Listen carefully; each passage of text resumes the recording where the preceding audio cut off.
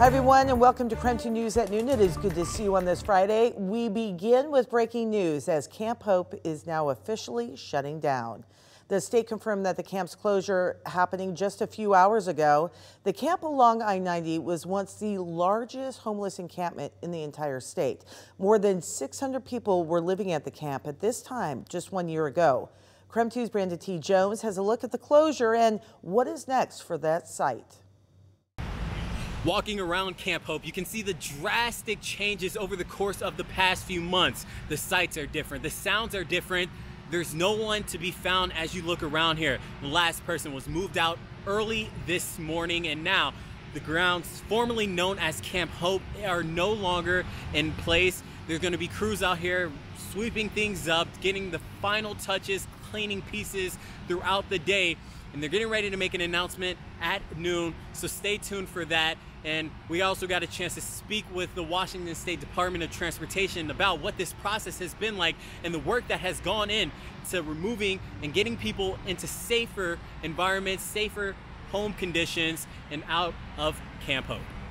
Yeah, and that's been the goal all along, has been to permanently close Camp Hope in a safe, humane way that is a positive outcome for all involved. And we truly accomplished that here.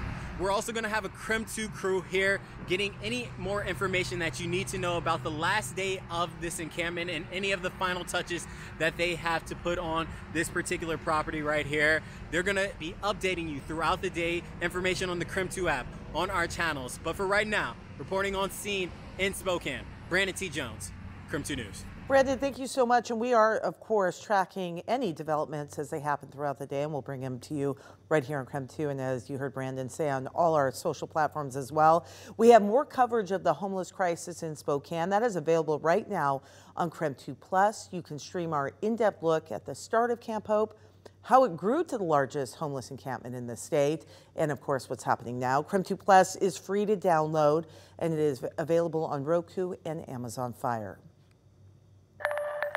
Just a few minutes past noon right now. Check this out. One of our marketing producers, Eric, shot this time-lapse video as yesterday's thunderstorms rolled in. The storms brought lots of thunder and lightning. It was very dramatic, even some hail, heavy rains to some areas, and more storms could be on the way today. So let's get to it. We've got Nicole Hernandez tracking the very latest right now. Nicole, I spent the morning up at Habitat for Humanity's Blitz Build in Deer Park. Steady rainfall there. We could hear the thunder, but nothing too major at this point, but is more coming.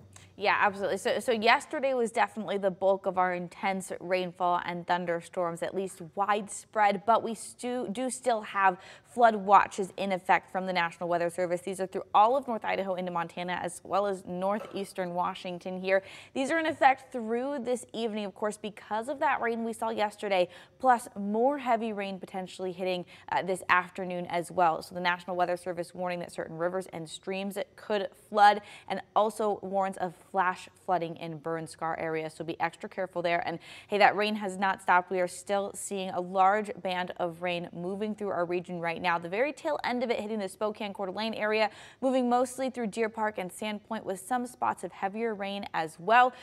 We're going to get a little bit of a break here as we move forward. You can see this kind of break heading towards us in the storms there, but I do also want to zoom in on the Lewiston area right now because they are experiencing an actual burst of energy, some thunderstorms happening there with some pretty intense rainfall. So those are going to pop up here and there across the region. Again, not nearly as severe as yesterday, but still something to look out for. As we look forward to our weekend, we'll talk more about this in a few minutes, but we are still a little bit wet, but we are going to start warming back up again. All right, my friend, thank you. Hundreds of Avista customers are still without power as of noon after yesterday's storms.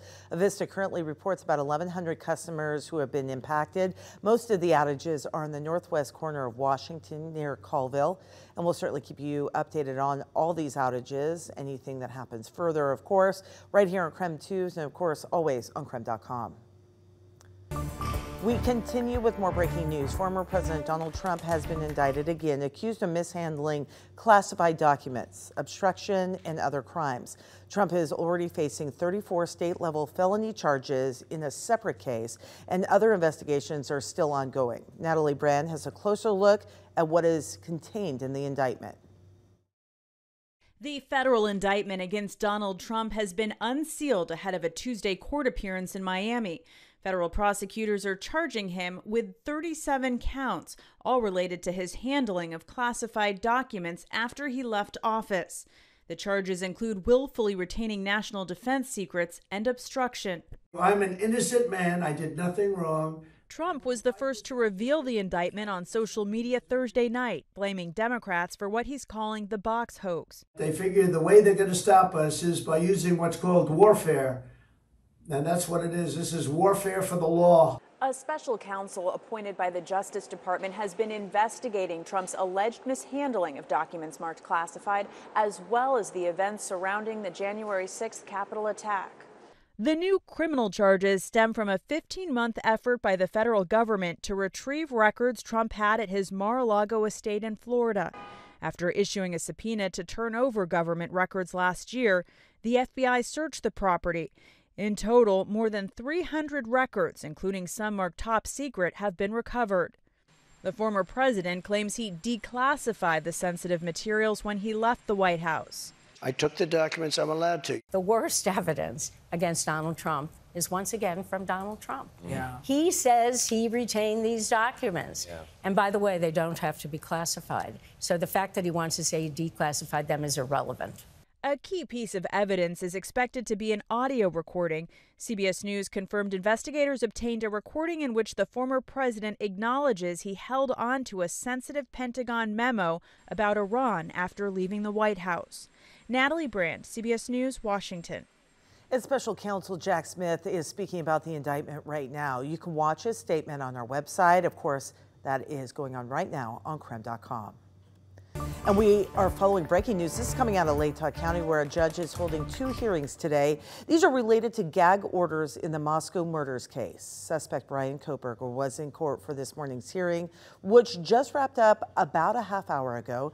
The judge declined to issue a decision on the gag order today. The case involves the attorney Shannon Gray, who represents the family of Kaylee Gonsalves. In court this morning, Gray told the judge that he is not a party to the case and the gag order violates his First Amendment rights.